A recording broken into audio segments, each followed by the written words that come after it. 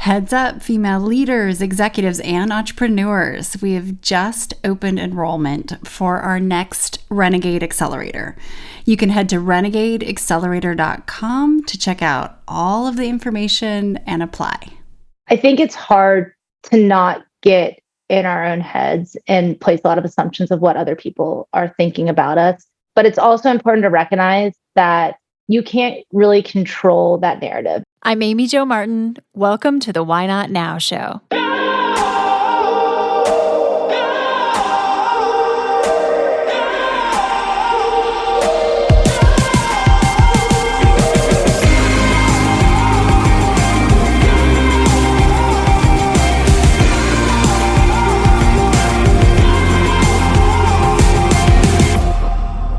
You know that thing you've been thinking about doing?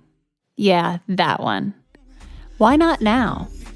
Have you ever actually taken the time to ask yourself, what's stopping me? Let's talk it through. This is your chance to give that idea the attention it deserves and take action. Each episode, I have a chat with a fascinating person, from entrepreneurs to athletes, celebrities, my parents, rocket scientists, and all walks of life. We talk through a critical time when they've asked themselves, why not now? We dissect that day or even that moment, step by step.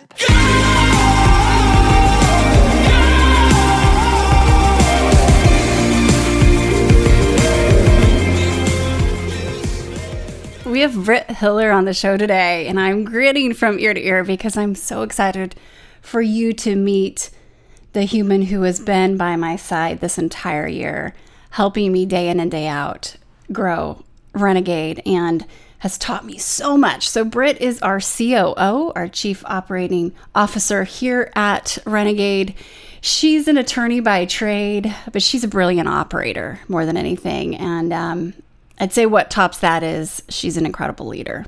So her love language is leadership. And most recently, prior to Renegade, she was a CEO of a fintech company. She tripled revenue and the size of the team with 97% retention.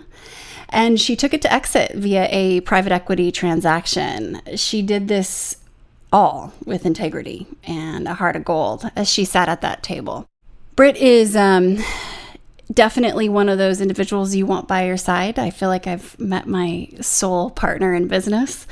And she just leads an incredible life where my team and I definitely learn from her daily. She is able to share in this episode and articulate a lot of her beliefs around leadership, a lot of the tactics in which she's able to instill and empower confidence in individuals while also giving them enough guidance they need to be able to grow. In this discussion, Britt and I do talk through some of the daily operations and systems and things we've put into place to reinvent our own relationship with time and how we navigate our days. This is some of the stuff we teach with our corporate clients. These are specific things that we do to get the most out of our days so we can spend our time doing what we're most uniquely qualified to do. So I look forward to hopefully hearing your feedback on some of these ideas. And without further ado, here's Britt.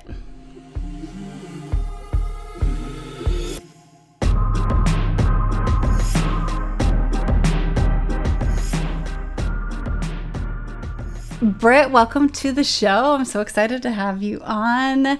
And in the spirit of why not now, let's hop in.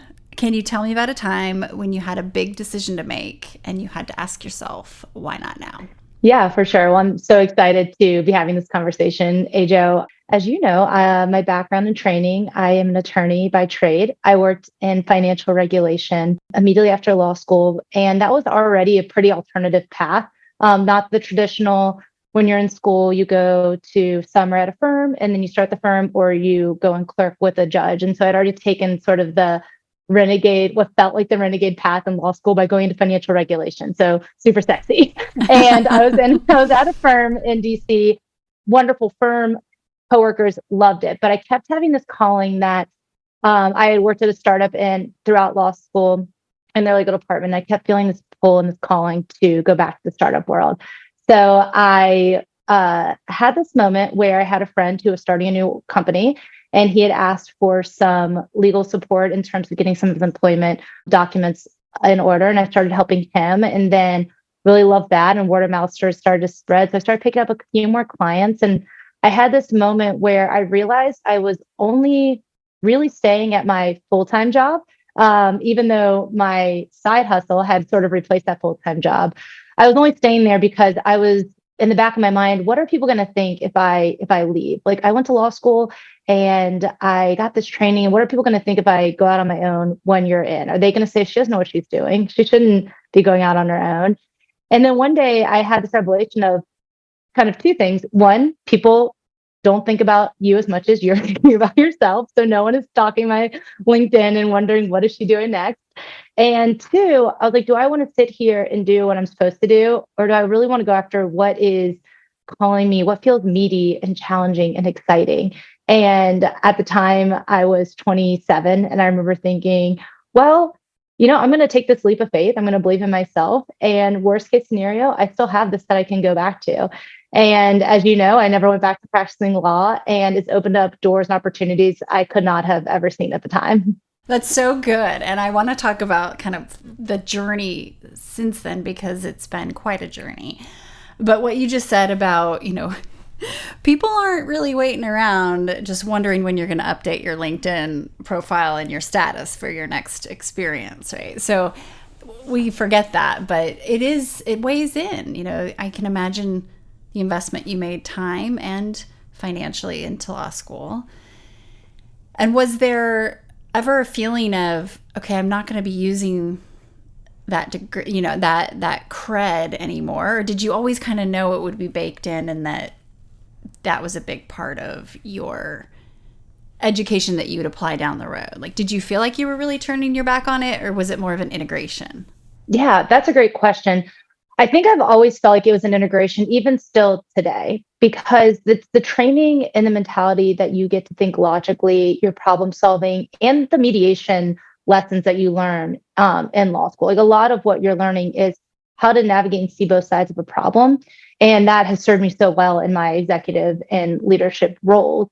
And so even in the beginning, when I was integrating it into my consulting work, I used it as kind of to get a foot in the door, because a lot of my clients were regulatory adjacent. And so they didn't necessarily need an attorney or a general counsel or a chief compliance officer full time, but they needed to know the regulatory landscape enough to keep themselves from becoming regulated, because they wanted to operate within exemptions, or they weren't solely in a regulated space.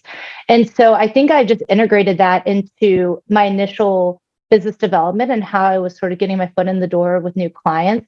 And then from there, I really integrated into a lot of my leadership style and in moving into executive roles. That makes sense. And I've always kind of thought that about, I think intuitively or maybe subconsciously, that clicked with me about you in terms of for those listening. So Britt, as I mentioned in the intro, she's the COO at Renegade, and she is totally the yin to my yang, because extremely pragmatic thinker, extremely empathetic leader too, but also very clear. And you have the ability to extract emotion when you need to completely and see both sides of the problem. And I'm like fully emotional. I'll bring the passion and the emotion. But I think that's why I learned that from you. You just have this way of removing bias and looking at data, maybe versus context and all of the, other softer data that subconsciously sometimes it's hard to extract. And so that makes sense about law school and just looking at problems from a strategic standpoint, but also having a ton of heart. And we'll get to that a little bit later, because there are very few people that I see that, that can come across as cold, I think sometimes, or as kind of more sterile. But to be able to balance that with compassion too is very, very unique about you. So catch us up on how, like, if we were to do a movie trailer and how you got here today, what are some of the big highlights? So you went from there to... So I started consulting. I was working with mainly startup founders, and I love partnering with visionaries. And I know we're going to talk later. So we'll come back around to kind of where you and I work together and why I get to learn from you every single day and how we are yin and yang. I love partnering with people that have a lot of passion and a vision to really disrupt the space that they're in. And what I love to bring is that operational excellence. Working in financial regulation, working in the regulatory space, I wrote a lot of SOPs. I love process. I find process very sexy because we have a close friend of ours, Amy Joes and I, that says process leads to cash flow and revenue. And so that makes it a lot more sexy and a lot more efficient. And so I went and I started partnering with visionaries and founders of startup companies. So I was in Richmond, Virginia at the time, and we've got a pretty healthy startup ecosystem there. And I was very grateful and lucky that word of mouth was sustaining my consulting business. I didn't have an interest at the time in building a firm. And part of that was a little bit of, I didn't know what that would look like because I wouldn't be building a law firm. And I didn't really necessarily, I'd worked in politics in the past and advocacy. And I didn't want to be really looking at growing a lobbying firm. And I didn't really want to build a communication firm. So I was like, really, what would my next hire be if I was going to build a firm? And I ended up getting referred to a company in Austin, Texas, called Simpler Trading. And I met with their founder, John, and we hit it off right away. I am very lucky that I can be pretty selective about the founders that I work with. And it has to be a balance of, I believe in their vision and the mission of the company. And I want to hang out with you. Like I want to get a drink with you. Like I'm excited to get on calls. I don't roll my eyes every time someone calls. And I've had clients in the past that is not always the case. Like all of us have. And so I had another one of those why not now moments where John was like, you could be impactful in this organization. I don't exactly have a title for you. Would you be willing to come to Austin? And then 2 weeks later, would you be willing to move to Austin? And I had that same thing go through my head of, I'm going to pick up and move to a new city and I don't have, a title. And I was processing through and I was like, as long as my title is not general counsel, then I'll come down. I was like, I don't want to be the attorney in the office. So I picked up and moved my life to Austin, Texas. I never lived outside of Virginia. I went to college and law school in Virginia and came into Simpler at a really interesting growth period for the organization. So we're at about 25, 30 employees between part-time and full-time, doing about 13 million in revenue. And we're going through a pretty big transition, both in our space. At that point as a team, when you're starting to grow, you've got folks who have been with the team for a decade. You've got new people coming in with very specific skill sets, and you're trying to integrate these two groups. And that can lead to a lot of tension and a lot of inefficiencies, but also just people being scared and resistant to change, a lot of innovation allergies.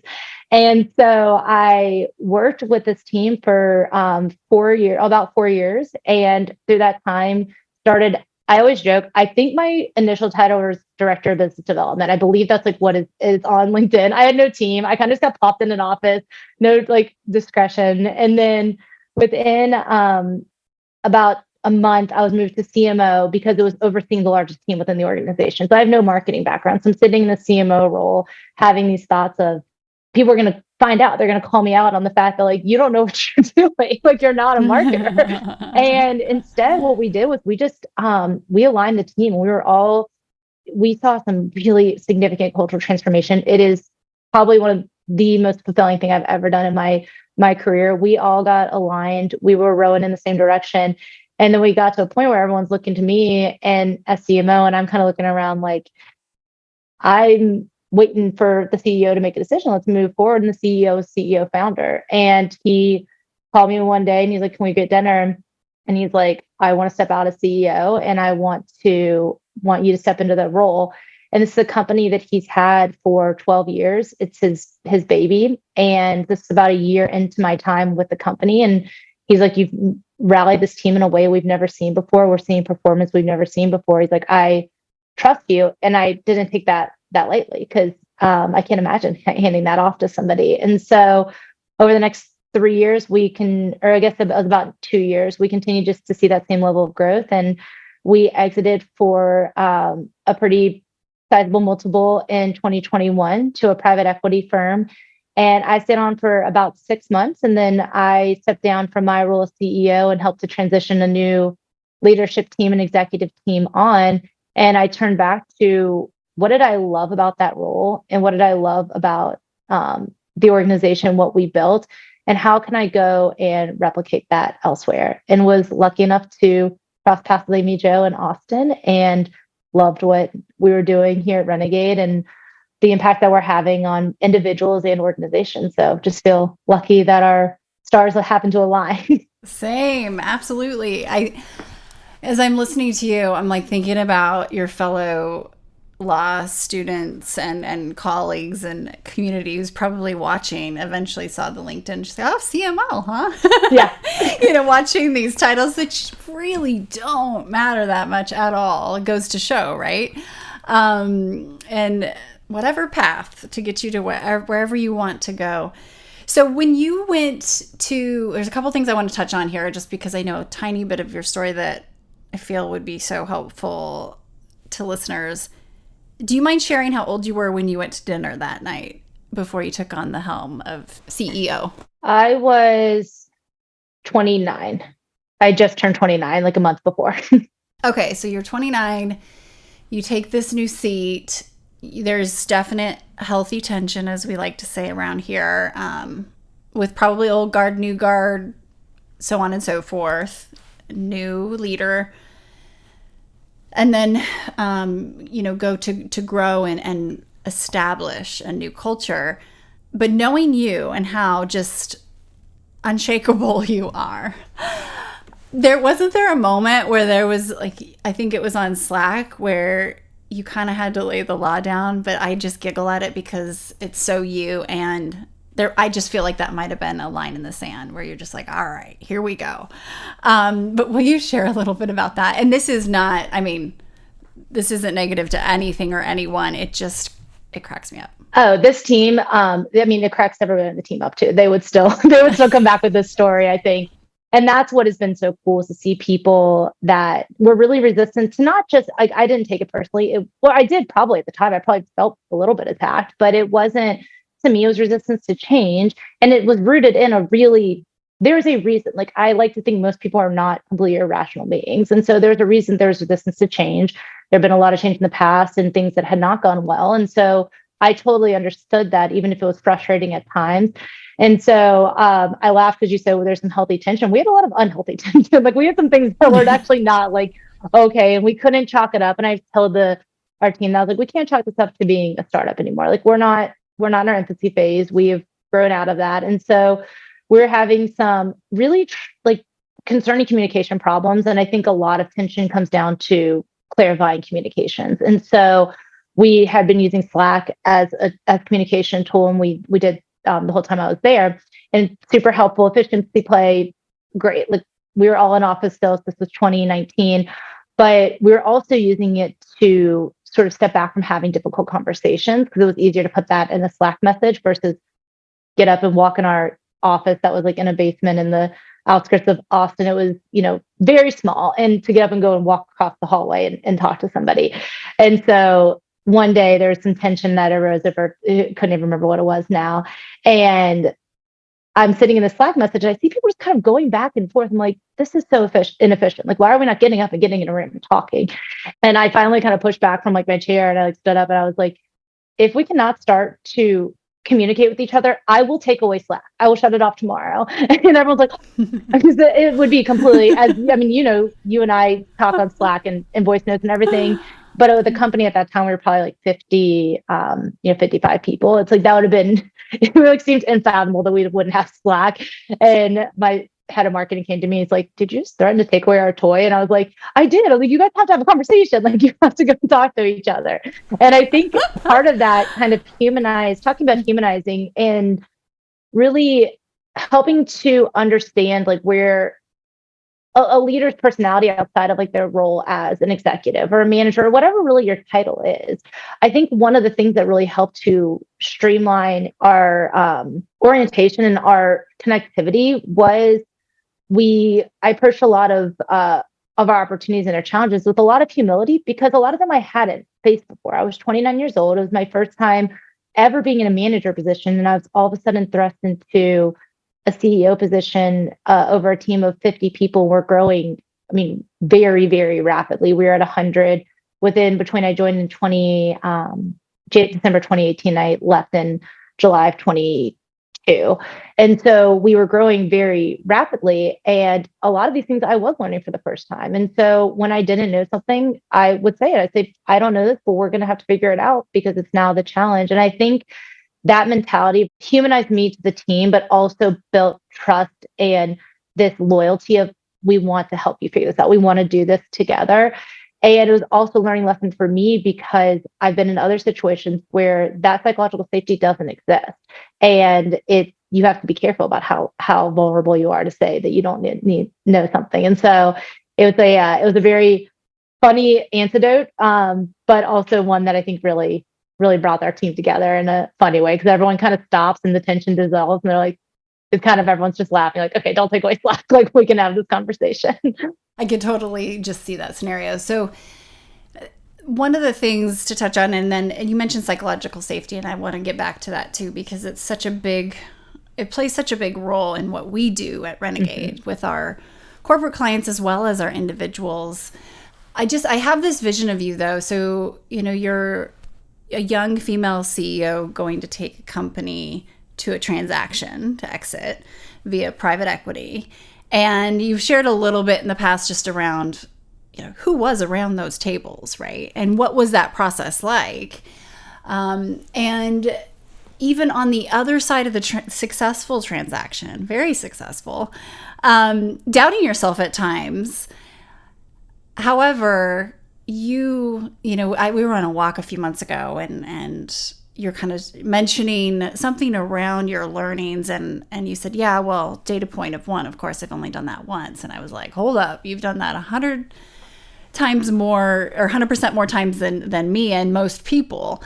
But can you talk a little bit about the mindset that you had going into negotiations, going into conversations with individuals that didn't think that potentially you had the right or the skills to be there. However, you're the one that took the company from 13 million to 30 or 40 or whatever, and then sold for, awesome multiple on top of that. Can you just talk through a little bit of your experience in general and whatever you think might be valuable for listeners to know or hear?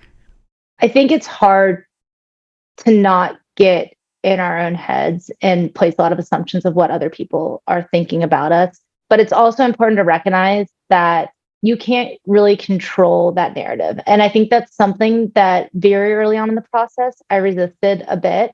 I was sat in meetings where I was the only female in the room. I'd say that was probably about 95% of the meetings. And that is a known, challenge of working in finance. And my previous role was a financial education platform. And so I was very used to being the only female in the meeting. What I was not really as used to was the really apparent difference in treatment and questions that I was getting versus my male executives. And so I didn't have a CFO. I didn't have a general counsel. So a lot of these meetings I was in by myself, but I would bring in my CTO, who I'm very dear friends with. We've worked together for almost a decade now.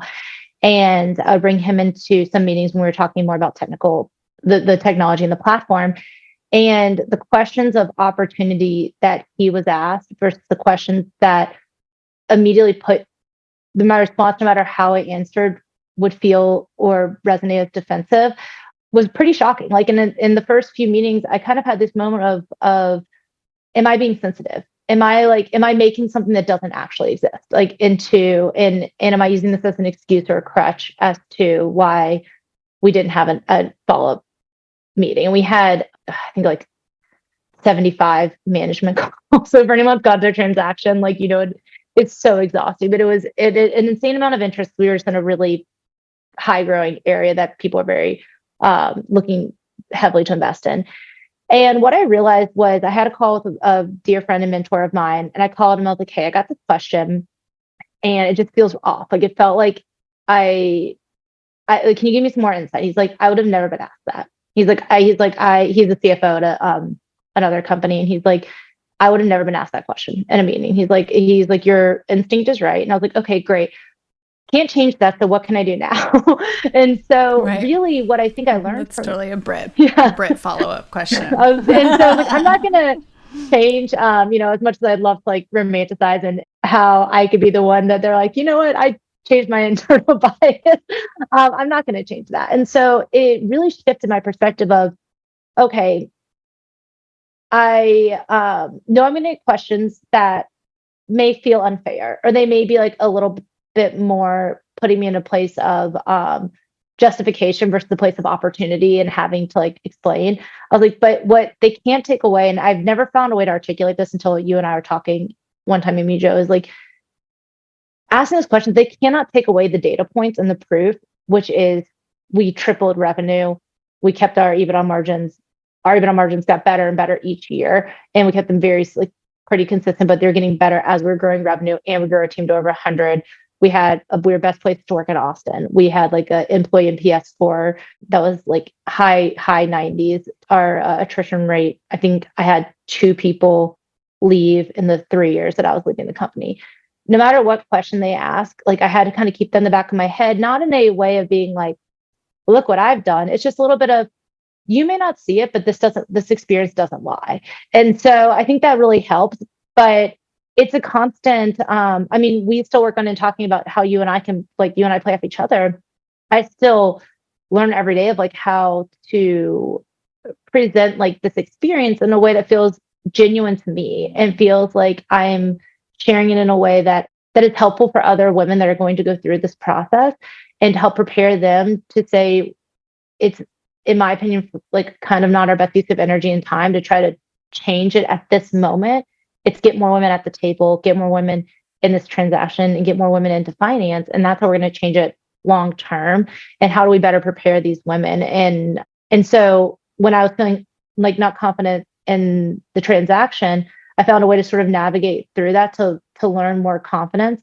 And then as I left that and I'm navigating my next phase of my career, it's the ability to find those mentors and those confidence surrogates like you of hey, you do have something to share, like, and how do we help to share that with more women who are looking to scale their companies? And then how do we help to share that with organizations as they're looking to scale as well, and to make that, to be able to create that psychological safety and that same, magic that I fell in love with at Simpler. How do we recreate that elsewhere?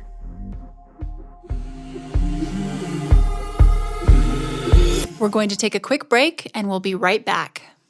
Hi, everyone. If you are digging this podcast, please do us a favor and subscribe, rate, and review on iTunes. It just takes a moment and it means a ton to us.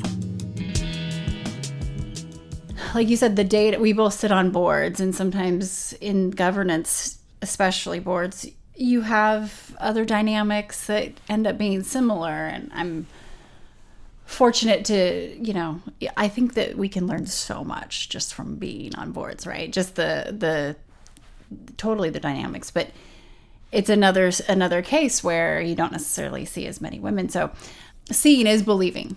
And so that's one thing that we always talk about at Renegade, where talking through these things is great. Bitching about them is not great. Yeah. If you have to get it out, great. Call your friend or whatever. But we have a saying, I think it's Dr. Roxanne always says, do you want comfort or do you want solutions? And yeah. we're solution people. So let's talk a little bit about your leadership. And I feel like this flows really well into just, what we're doing out in the field, boots on the ground in the wild, with so many dynamics shifting in the way we work, how we work, where we work, the market, technology, post-pandemic world, and not to mention AI. And Renegade, as we enter in and work with companies to help them look at this as an opportunity and as a let's go on offense and really lean in here versus being so focused on the challenges, we come in to help establish that psychological safety in a very, very uncertain time, and often cases, which you also do, I know, even with our own team.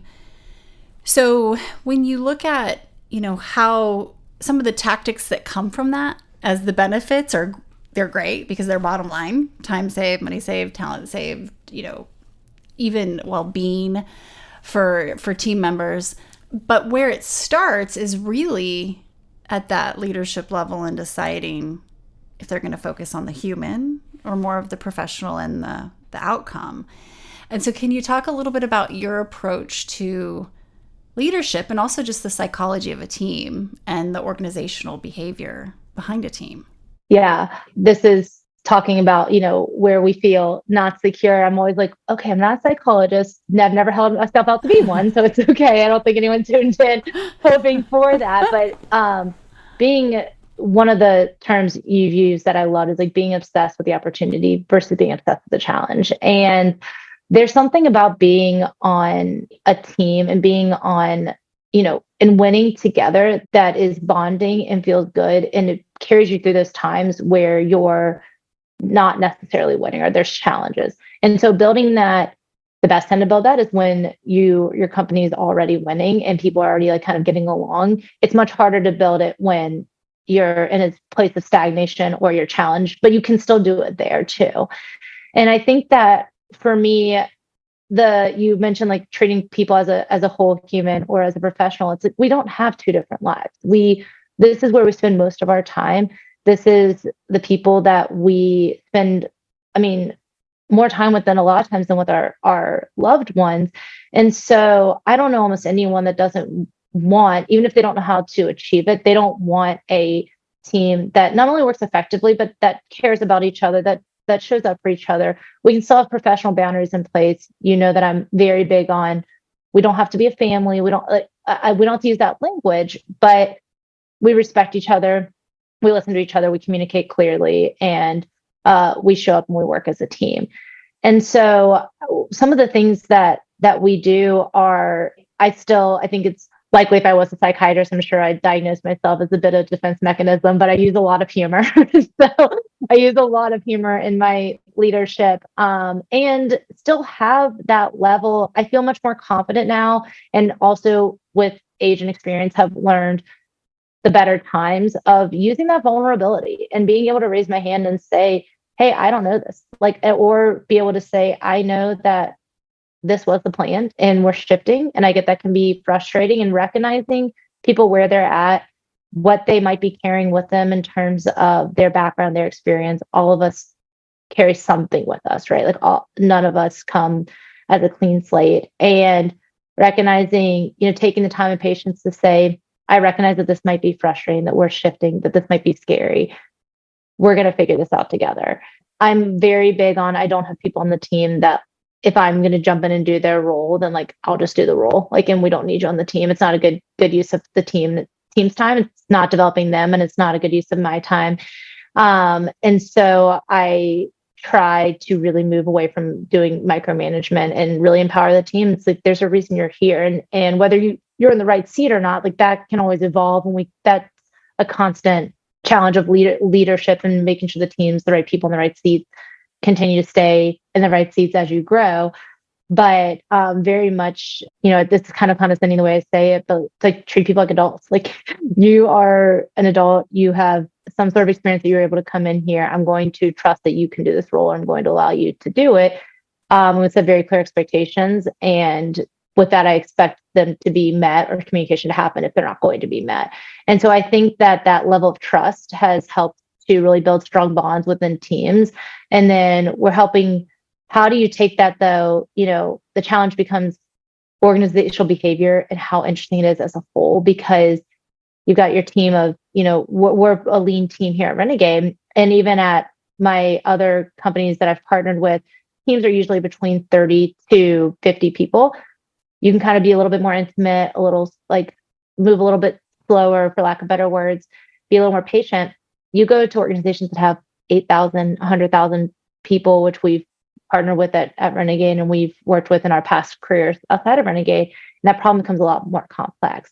And instead of trying to fix that as a whole, what I think is so interesting is when you find those people who recognize that technology is commodity, everything has been commodified, education is commodity, is very much becoming a commodity. And the human that's doing the work and what they're bringing to the table is going to be the only unique thing. We've seen it in our clients. Those people that invest in the human and that they create that psychological safety, they start to create a cultural movement within these large organizations. So it might only be 100, 200 people on the team here that they can really impact, but then other teams are saying, hey, what are they doing over there? And why does that team seem different? And you might not be able to nail it at first, but then you're like, over time, they're like, oh, that's what they're doing differently. It's not a growth hack, not that they ran one good campaign. It's not anything like that. It's that the team trusts each other. So when opportunities and issues arise, they can navigate them together much more efficiently. Mm-hmm. Absolutely. And we use the term renegade for a reason, and it's not to be used lightly. It's either you are or you aren't. It's hard to half-ass it, being a renegade, but being able to find that confidence in your vision and your voice, in your ability to impact your own journey is what brings me so much joy to witness, right? And seeing, we see all of the outcomes and the data, but the intrinsic transformation that we get to watch is like the coolest thing, where I'm just going to use this as an example, but so Britt and I, we are kind of obsessed about efficiency, and we have our little systems and our, playbooks and stuff, but we're big voice noters. And we have our, I'd say just like shortcut language. What am I thinking of? Basically just, our shorthand own kind of language. Shorthand. Yeah. I'm like, shorthand. My mom actually did know the real old school shorthand. Anyway, it's still fascinating. But we know each other and respect each other enough to know, of course there's kindness. We can be direct and kind at the same time. And we're just kind of on the same wavelength.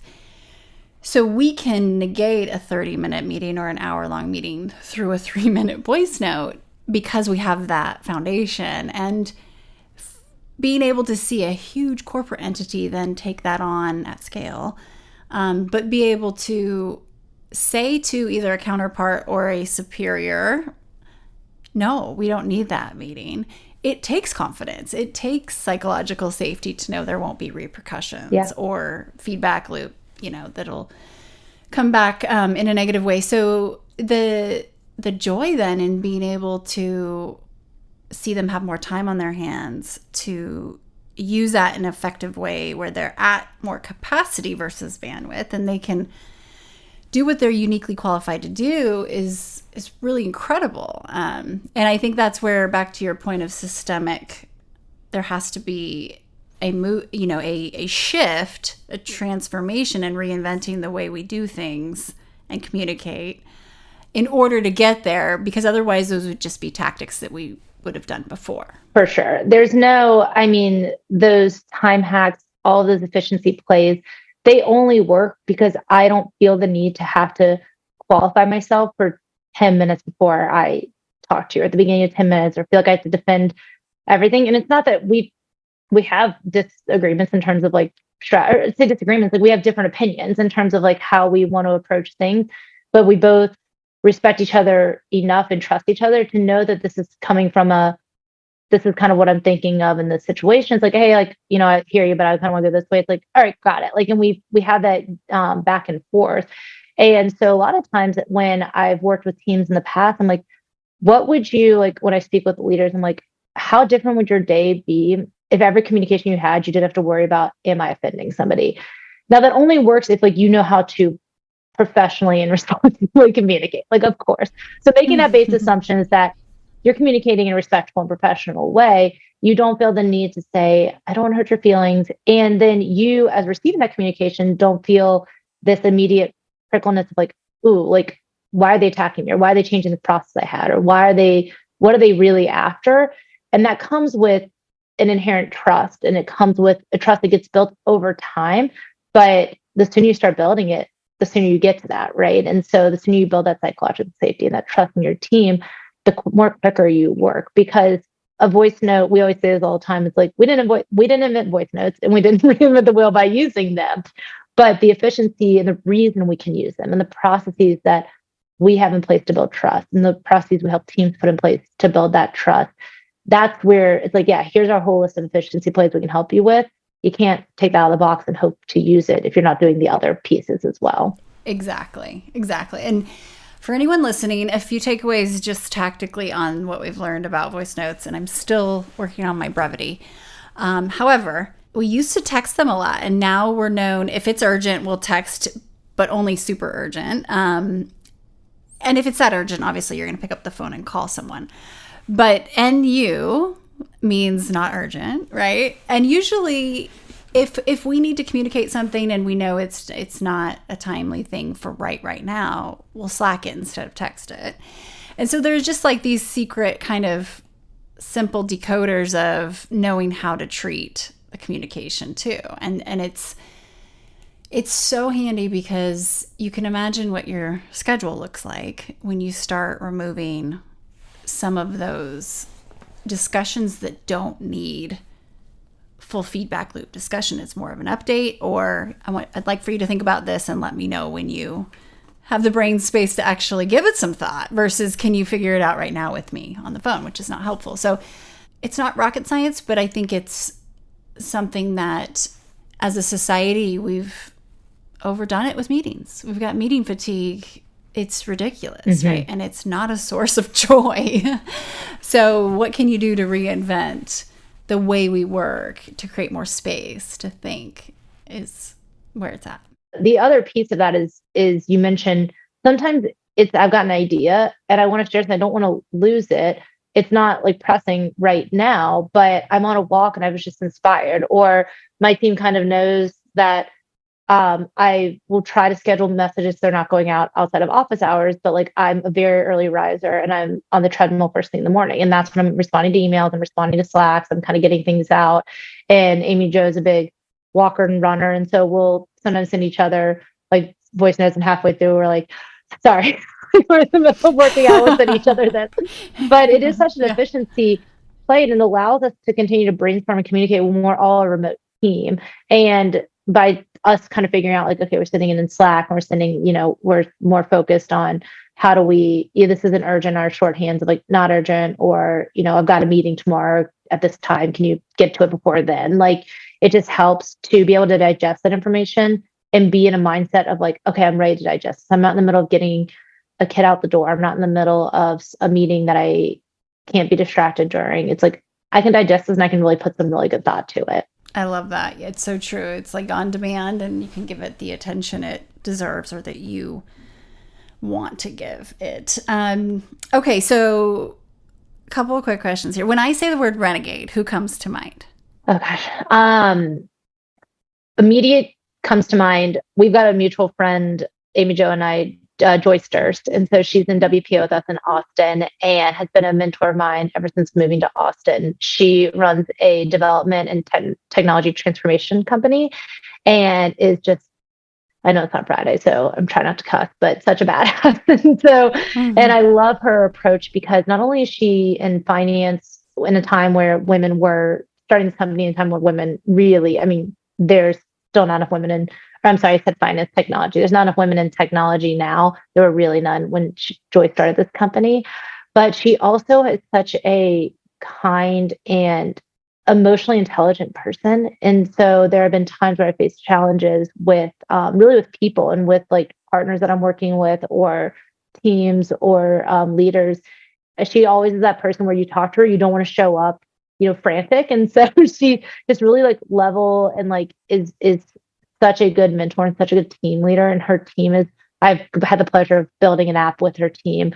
Everybody on her team is phenomenal. And so I just think she really not only she showed that you can be gentle and assertive and productive and impactful, but you can still be human. And I love that about her. And so she's just been really a renegade through and through in her industry. So good. She is such a badass. When she talks, you just want to be like, I want to be with my highlighter. And yes, I actually get to see her tomorrow, I believe, for a Women's President's Organization meeting. So when you look back at, your 27-year-old self, when you made that decision to shift and maybe not do the likely popular or common route with your law degree, if you could go back to that moment and say something to yourself, what would you say?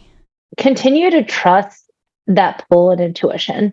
Looking back, I'm like, wow, that was a really confident and brave step. And it didn't necessarily feel like it in that moment, if that makes sense. Like picking up and moving to Austin felt like a little scary, but kind of, I've had this mentality of, and it's not, I mean, you know well, but it's not flippant. It's very much like, okay, what's the worst that could happen? I'm just gonna, I'm gonna take this leap of faith and I'm gonna figure it out.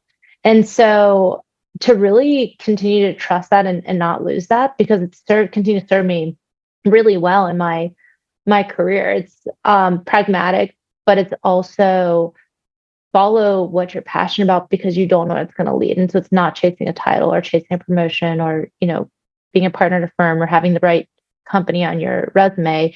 It's opened so many doors and opportunities and relationships that you can't necessarily predict. And so I, would want to reinforce that, like, that bravery, like that was a very brave step. And it was because you trust your intuition to follow that. That's awesome. That's so good. And great self-awareness, even if you didn't realize it at the time, right? Just to be able to act upon it. And real quick too, what keeps you up at night? I'm trying professionally, because personally, as you know, my husband is in the military. So that has been such and we met in law school as well. So talk about two people who really carved very different paths out of law school and found each other post law school. And so 90% of the time, I think it's the military. But, I think that it's the same, you and I, when we talk about yin and yang, we learn so much from each other, but we have the same driving force of like, I want to help solve this problem more. Like we see the impact. We've seen what within our Renegade collective, but also within organizations, both our clients currently, but a lot of our curriculum is heavily research-based and heavily data-based and heavily experience-based. And so I think a lot of times it's how do we continue to both help solve the problem more, and how do we continue to really lean into this human opportunity that we are at? Because this is the first time what was so exciting, the generation before us is, wow, this whole technical revolution, all this new technology, it's coming so fast. And we're seeing this come back around. So you see it in youth marketing as an example all the time. Digital marketing came out and it was so cool. We can retarget and we can see exactly when someone hit the site and how long they're on the site and all this, like that was brand new. Like this is insights we didn't have from traditional marketing. And then it kind of pivoted to, okay, that's great, but I want a much more human touch points where content marketing, started to explode as, our influencer economy. And this AI and this new technology that's coming is, I always use AI as the shortcut. It's really just all new technology, the future of technology. It's going to be so different than what we've seen last, because the impact and the focus on human is going to be so much more important, the development of those soft skills. And so I think sometimes I get stuck at night. What keeps me up at night is like, I'm just so excited about what we're doing. And it's such like my skill, like my passion. It was like such clear alignment when we like met each other. And so I think I mainly stay up at night just excited about getting to do it again. I know it sounds like a little cheesy, corny, but that's where that's what I stay up at night being like, oh, I want to solve all the problems right now. How do we keep doing? I love it. It's that fire is mutual for sure. And it's awesome getting to share more of Brilliant Britt with the rest of the world, because I get to be a beneficiary every day.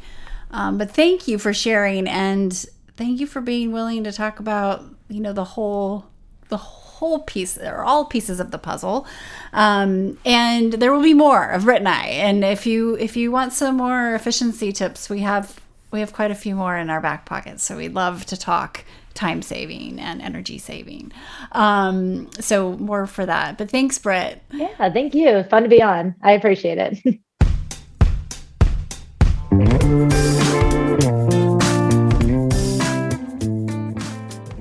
Hey everyone, thanks for listening to the show.